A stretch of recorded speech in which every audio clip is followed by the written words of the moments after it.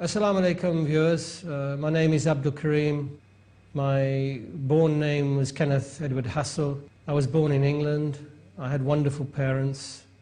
I have three elder brothers. I've just come back from England and I was with my family.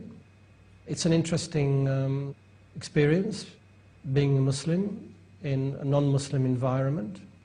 It makes you a stronger Muslim, and it makes you realize the gift that you've been given. I studied in Europe, and I spent a number of years working in London.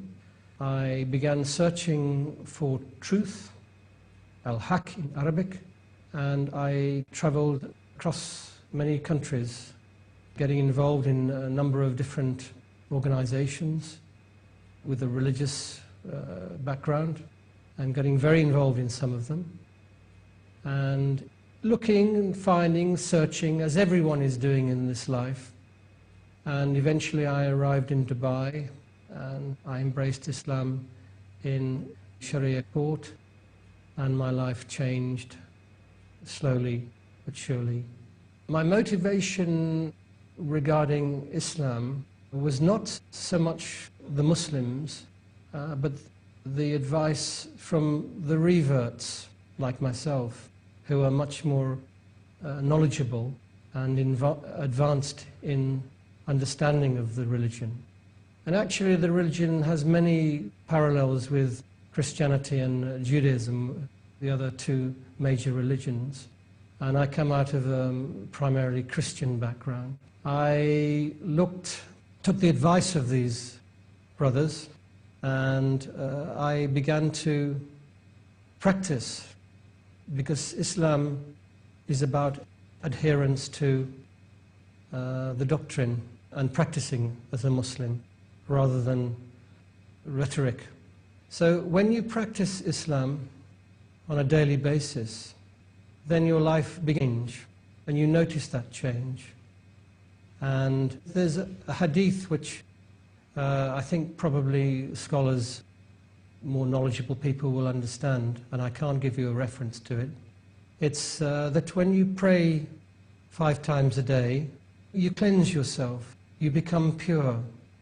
And I would strongly adhere to that hadith, which came from our Prophet Muhammad sallallahu alaihi wasallam.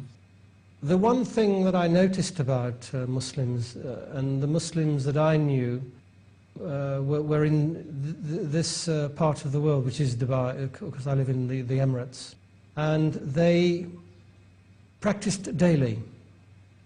And this seemed very significant to me, because the environment that I was brought up in the Christian environment, the faith was adhered to on certain times of the week, and in certain times of the year.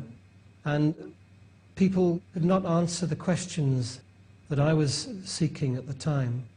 And around me, I would see people committing sins, and that seemed incoherent with the religion, any religion.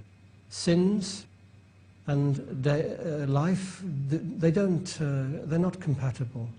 So the Muslims here were a better example of their practicing their faith. Actually, when I first embraced Islam, a colleague of mine said to me that I should not look at the Muslims as a guide to Islam.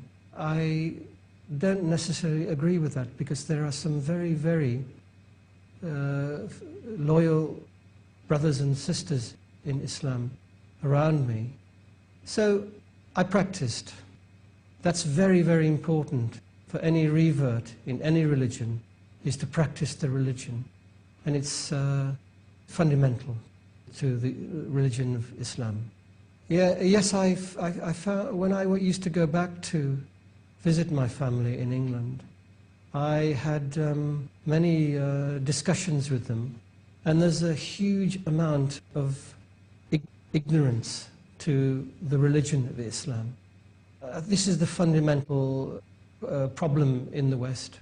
So my task was to enlighten people my family in particular, about the religion that I had embraced.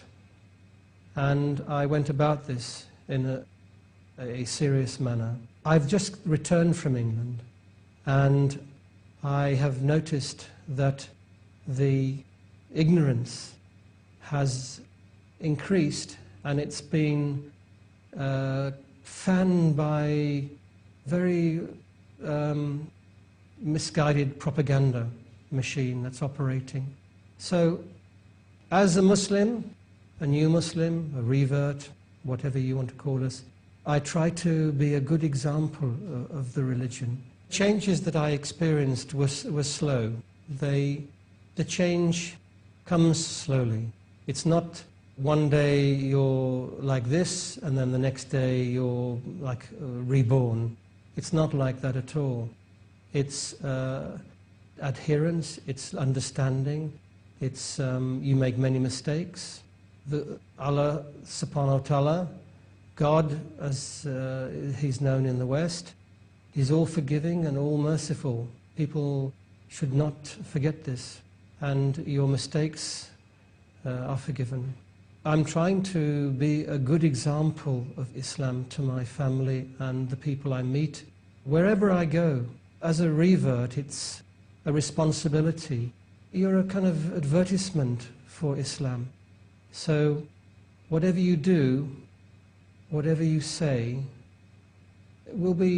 is important. It's not to be taken lightly. This is the path of the path of truth, and it's a blessing to be on this path.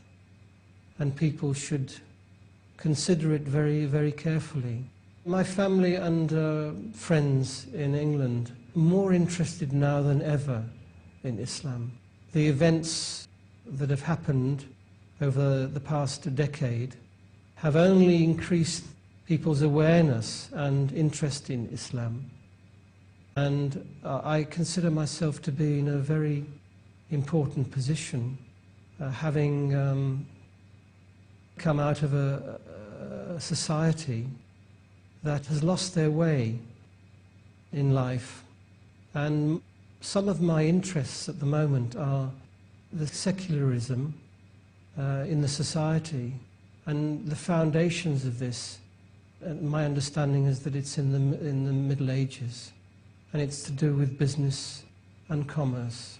And there are issues in religion, in particular in the Christian religion, regarding such issues as alcohol and interest. But if one looks into Christianity, you will find so many similarities between the three great religions. Because I have a family in Europe and I visit them as often as I can, I have taken upon myself to try to enlighten myself about the Christian faith more.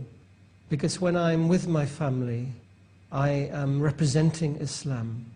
And there are so many similarities between the three great religions that I found actually quite remarkable. On issues such as alcohol, interest on money, and something which I've just been involved with, which is a funeral of a family member. So if you look carefully into Christianity, you will see many clues to Islam as being the natural progression of the great religions, and one that you should really take very seriously. Because, as I mentioned, I have just returned from a funeral, and in Islam, funerals, signs that we must look at very carefully, that we are mortal in this life, and we should consider very carefully what we are doing in this life, and beyond the day-to-day activities that we get involved in. I was inspired recently because I met a brother, Dr. Zakir Naik. He came to Dubai, and he inspired me tremendously because he lives, breathes Islam, and he's giving dawah every moment of his conscious life. And I thought this was a good example to follow. So I embarked upon a dawah sort of process as much as I could. And then I've just come, as I mentioned, I've come back from England recently. So everything you do in your life on a daily basis should be with that in mind, that you are this advertisement for the final religion in life, and you can influence people because Allah subhanahu wa ta'ala is on your side. He's guiding you. So I'm trying to practice my dawah as Dr. Naik. A message to Muslim brothers and sisters: practice daily. One of the 5 pillars of Islam. The second pillar of Islam is prayer. And my focus in my life is prayer 5 times a day, in the masjid, with the brothers. This is so important. Then you will feel the benefits, as I am feeling the benefits. And your life will change, and you will begin to achieve real achievement. Peace TV is playing a very important role in promoting Islam as a religion not only of peace, but also a religion that one practices daily. I come out of an advertising and media background, and I read, hear the media on a daily basis, not only here in the Middle East, but also in the West through internet. And I see the way the media is manipulated to portray Islam in aspects which is quite untrue. So the more peace TVs we have, the better. Okay, I'll start with my Shahada. I embraced Islam in Dubai. The process here is in the Sharia court, and I was interviewed by a judge who was from Sudan, and he helped me through the process, and we had a good rapport. So this is the first real contact I had with Islam. But there was no guidelines regarding the practice of Islam. This you have to find yourself. Although a couple of brothers did call me shortly after I embraced Islam and guided me through certain aspects. But the process of understanding and practicing Islam is really a responsibility of oneself. Islam is the religion that has shown me that there are issues and beyond what I fully comprehend and understand. And I have begun to put my life in the hands of our Creator. The reason that there's more women embracing Islam than men, the statistics are telling us, is that women, I think, are much more able to comprehend truth than men. Men, in particular, like myself, from a Western culture and society, we have issues. We have these issues about being more manly, more having to fulfill certain obligations as men. That's not to say that women don't have these obligations also. Yes, I've made the pilgrimage to Mecca and Medina on 2 occasions to perform Umrah, which is the smaller Hajj. But I've also made this Umrah during the last 10 days of Ramadan, which is a very blessed time. And only when you actually make the pilgrimage and you experience the sheer numbers of people, all with one similar purpose in this journey, it is actually beyond words. As a revert, I've said this earlier, I try to be a good example of Islam, not only to the non-Muslims, but also to the Muslims themselves. because I see the Muslims as a group in society that are not fully appreciating the rewards and benefits of their own birthright. So I try to be a good example. And I noticed that born Muslims see me as something quite special. And so the onus upon me seems even greater. And I have experienced many times in Salat, which is the prayer time, the Muslims treating me as something rather special. And I say to them that we should all be working towards the same. I believe women are actually more intuitive when it comes to understanding fundamentals about this life. And their hearts are more open. And the men have many issues, in particular men from the West that are brought up with a certain image that they have to project in society. And recently I went back to my society and I noticed this very much. But it's changing.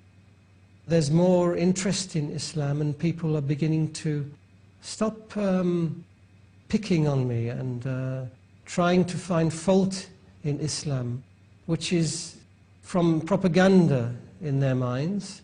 And they're seriously asking me very important questions about why I have embraced a religion that to them is a religion of terrorism and misguidance.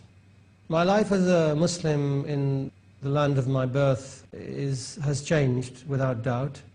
I've recently returned from UK and I was with my family, and there's a tremendous amount of interest now in me as a son and the religion that I have embraced. And in particular the women asking me questions about the freedom of women in Islam. And my wife was with me, and she was able to portray to them in not only words but also in actions that women are actually freer in Islam than the concept that they have of women. Now, as you know, in Islam, for women to be in hijab, and there's a tremendous amount of misunderstanding concerning this. And during my childhood, I recall seeing nuns and people of the cloth, as they're known, and no one ever questioned their appearance. Again, I will remind viewers that the propaganda machine is working 24 hours a day to promote Islam as something that is alien to the Western culture, to create this divide amongst the two religions. So, as a revert, it's very important that I spend as much time as possible in my culture, with my family, with my friends in the West, to try to show to them that Islam has a different side, and a side that they should try to understand more. Thank you very much. Assalamu alaikum, jazakallah khair. Ma salam.